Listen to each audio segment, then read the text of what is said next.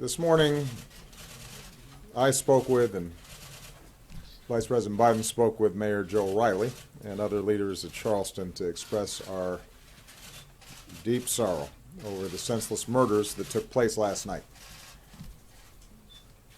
Michelle and I know several members of Emmanuel AME Church. We knew their pastor, Reverend Clementa Pickney, who, along with 8 others, gathered in prayer and fellowship and was murdered last night. And to say our thoughts and prayers are with them and their families and their community doesn't say enough to convey the heartache and the sadness and the anger that we feel. The FBI is now on the scene with local police, and more of the Bureau's best are on the way to join them. The Attorney General has announced plans for the FBI to open a hate crime investigation. We understand that the suspect is in custody. I've had to make statements like this too many times. Communities like this have had to endure tragedies like this too many times. We don't have all the facts, but we do know that, once again, innocent people were killed in part because someone who wanted to inflict harm had no trouble getting their hands on a gun. Now is the time for mourning and for healing. But let's be clear.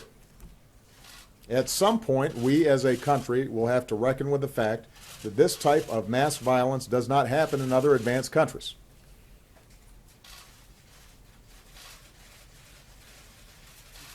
It doesn't happen in other places with this kind of frequency.